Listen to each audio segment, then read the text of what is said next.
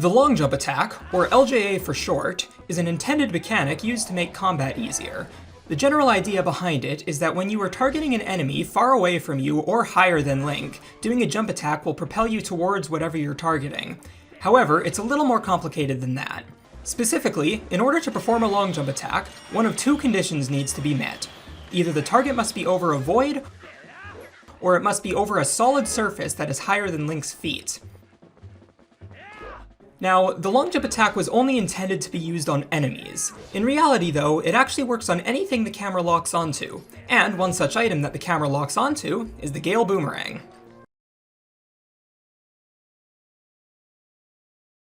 Whenever Link throws the boomerang, he automatically targets it until either he catches it or the camera lock is broken.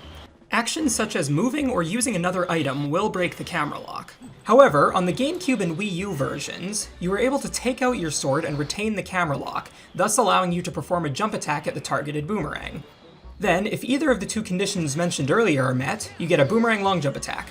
Whenever you hear the term LJA, it almost always refers to this version of the mechanic with the boomerang. One thing I want to add to this is that even if there is no void or ground higher than you to LJA off of, it can still be possible to perform an LJA. You can cleverly target a wall in such a way that the boomerang will move out of bounds when going to the next target or when returning to Link, and when it is out of bounds, it will generally be over a void. Thus, you can perform an LJA off of that. Another thing I want to add is that the distance you get out of an LJA depends on how far away the target is from you. The greater the distance between you and the target, the further you will go. One more thing. On the Wii version, taking out your sword was altered slightly, and so for some reason, doing so breaks the camera lock with the boomerang. Thus, it is impossible to perform a boomerang long jump attack on this version. However, through hacking, it has been proven that the trick would indeed work on the Wii version if you could get your sword out without breaking the camera lock. Now that I've explained the exploit, here are some useful examples of each of the types of LJAs. First, LJAs that involve ground higher than Link's feet. Before you've cleared Faron Twilight and the Forest Temple, there is a text trigger blocking the path to Hyrule Field from Faron Woods. With a precise position, you can use the higher ground behind the trigger to LJA past it and get to Hyrule Field early. In Lakebed Temple, you can lure this Helmasaur to the edge of this platform and perform an LJA off of it to get up to the higher level without knocking down the stalactites. This is useful because the speedrun does not have bombs at that point. Note that GameCube and Wii U would simply use a boomerang long jump attack here instead of the enemy, as it's far easier and quicker. After meeting Zelda for the first time, you are supposed to go back to Ordon Village to get the Ordon Sword and Shield before progressing into Faron Twilight. There is a text trigger blocking the path until you have those items, but the trigger letting you in still exists, so you can use the Bulblin in that room to long jump attack past the text trigger that sends you back.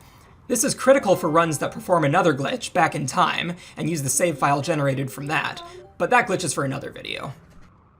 Next, LJAs that involve bottomless pits. In Forest Temple, it is possible to skip the entire second half of the dungeon by long jump attacking to the monkeys, and then again to the boss door.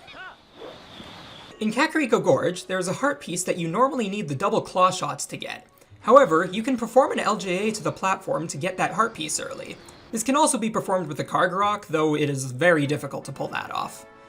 In City in the Sky, you must go through a room with vertical fans, falling blocks, keys, and tile worms. You can use either the boomerang or the keys to LJA across the gaps, thus skipping parts of the room. And third, the LJAs that involve putting the boomerang out of bounds. Upon going to Eldin Twilight for the first time, you run into the Mailman. It is possible to skip this encounter, though, with a clever LJA right next to the wall. In Snow Peak Ruins, instead of using the ball and chain to get the small key here, it is possible to put the boomerang out of bounds and LJA across the platforms. This is useful because the speedrun does not have the ball and chain at this point. In Palace of Twilight, there are a number of different areas where you can use out-of-bounds LJAs to skip parts of moving platforms. A lot of these are rather precise to get and save time with, though. There are a few more strange LJAs that I want to point out. In the Sanctuary basement, it is possible to LJA through the owl statue, allowing access to the Sky Cannon early. No other LJA clips you through an object. There is an easier method of clipping past this statue without an LJA, but I'll go over that in another video. In Snow Peak Ruins, it is possible to LJA to this heart piece chest. The platform should theoretically be too high up for Link to make it with an LJA, but with correct positioning, Link will just pop up on top of the platform anyways. After the Bridge of Eldin is broken, it is possible to LJA to the other side of the broken bridge. The gap is too wide to actually make, but by performing an LJA, you void out further away from the side you started on than you're supposed to be able to, thus tricking the game into thinking you voided out from the opposite side. This respawns you on the other side. This one can also be performed with a Carter Rock. The trick dubbed Rupee Roll involves performing a long jump attack onto the fence near Kakariko Gorge. Normally, this causes Link to slide off since he can't stand on the fence, but by having the Boomerang pick up a rupee, collecting the rupee, and viewing the text as you hit the fence, this resets Link's sliding state, allowing Link to perform another action on top of the fence. This lets you get over the fence. I also want to point out this spot in Palace of Twilight. It looks as though you should be able to LJA off the platform early. However, because of the rocks under the void plane, which are solid, the game sees it as the target being over ground lower than Link, so the LJA does not work. Finally, before I end the video, I would like to point out that this list of LJAs was by no means exhaustive. Due to how easy and universal the trick is, there are many, many more places that the long jump attack can be used to save time. Thanks for watching. I hope you enjoyed this video and maybe even learned something from it.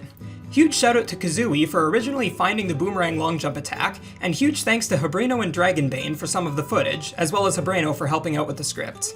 If you liked this video, hit the like button, and if not, you can hit the dislike button. I'll be making more videos like this, so if you want to see more, be sure to subscribe. Have an awesome day everyone, and I'll see you in the next one.